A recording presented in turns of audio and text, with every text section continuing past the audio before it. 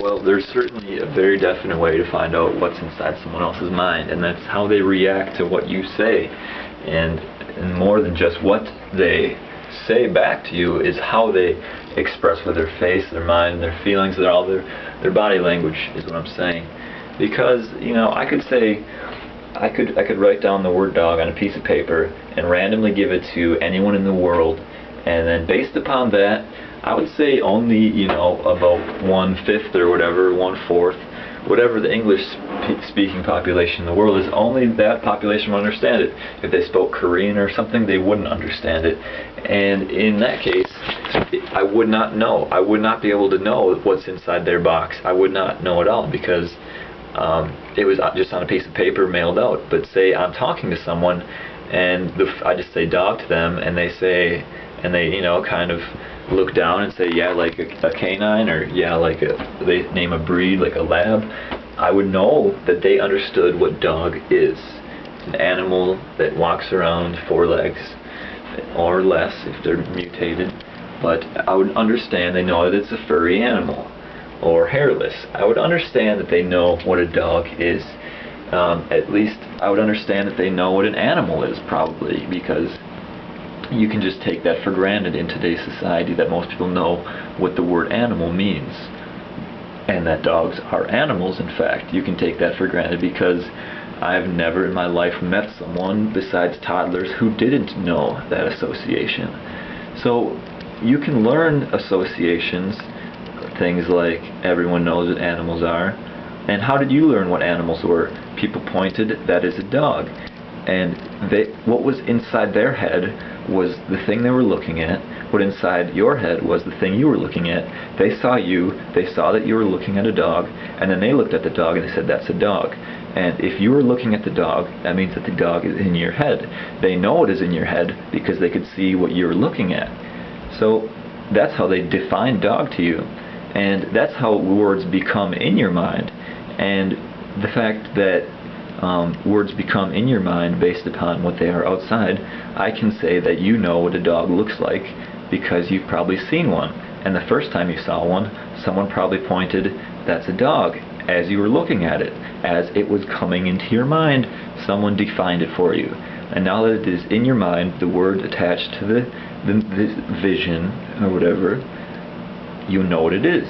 And I can trigger that experience back in your mind, and maybe you got bit by a dog, and maybe every time someone says dog, you have this picture of an attack, and I can kind of get that from your body language. If I say dog and you're like, oh yeah, rather than someone who has a dog and loves them say, oh yeah, you can kind of see the difference in the reaction in the body language of how they feel about dogs and the vision that they get in their mind. You can't see the exact vision, but you can kind of get a better glimpse of it, and you can know that at least you're on the same wavelength, because unless the person is mentally ill, or extreme cases where it's so insignificant you don't have to worry about it, where they don't actually know what a dog is, you can just take for granted that everyone knows what a dog is and use that word and be confident that the person understands you. As far as altruism goes, let's see. I think we're all born kind of self-interested, just as a way to survive in the world. What happens when people become altruistic? It is a state of enlightenment where, okay, let's talk about anchoring now. Let's say you're at a funeral and you're really depressed, and someone taps you on the shoulder, says, "It'll be okay." And you stay in the state of depression, someone else taps you on the shoulder, "It'll be okay." If you stay in that state of depression and you don't snap out of it when someone taps you, that means that the tap is within the state of depression. And if you're at a party 2 months later and you're totally happy, you're feeling fine, and then someone taps you on the shoulder, that tap is within the state of depression, and that trigger is like a gun, someone pulling that depression back, and all of a sudden all of the depression comes back to you and you don't know why. That's neural associative programming. And so that is your trigger. If you ever want to be depressed, just tap yourself on the shoulder in the same exact specific way that happened, that we associated with originally, and you'll be back in that state. But altruism occurs when someone has conditioned their mind, their subconscious, to associate everything with giving, every single thing with pure giving. Consciously, first of all, they did that so that they could have the joy, and then eventually it went from their conscious to their subconscious on every level of their being, and that, I believe, is what they call enlightenment, when you just feel completely whole. Because if you're altruistic, it means you want to give. And what is giving? Giving is an action.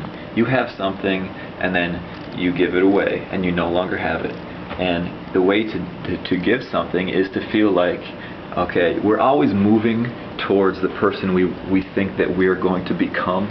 If I think that I'm going to become rich, I will move towards the money coming this way. I will always move towards money incoming. And if we are altruistic, that means that we still feel whole. We still feel like we're the entire person that we call ourselves after we've given, which is a feeling of wholeness, which is associated with the word holy. And that's why they associate selfish people with being empty, because they need something to be the person that they feel that they are. If you want something, it's an emptiness inside you that you need to fill with the object. You want to be the person with the object, rather than feeling a whole person, rather than feeling at peace without the object. And that's why Buddhism, they feel that like death doesn't matter, because life isn't permanent anyway. They feel they are a whole person even without life, even without any object. That's why they're giving. That's why they feel that the I am is just in existence, and it's not dependent upon objects or anything like that. And that's how altruism kind of develops.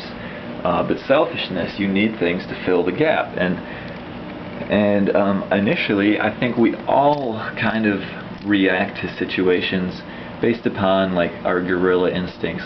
We need food. We feel emptiness in our stomach, and we need to fulfill that. And other things such as that as well. We see others with a toy. We want a toy as well to occupy our time. And we have needs that we need to fulfill. And altruism, is a way, I guess, sort of around that. I'm not completely familiar with altruism, but if you feel whole no matter what, even if you have nothing, even if you're about to die and you still feel whole, I believe that's altruism. But if you're extremely selfish, you'll never feel fulfilled, because you're always going to be wanting to fill that gap with the next thing that you feel that you need, even if it is joy. Altruistic acts out of selfishness is when you want joy. You have a lack of joy, and you want to sleep peacefully at night, so you give something away so you can feel that joy, so you can relish in that. Because what it's doing is, when you give something away, it's telling your mind there is more than enough. And if there's more than enough, that means you're full and abundant, etc. So, kind of what altruism is, kind of what language is. I think I covered some of it. I'll add more if I need to.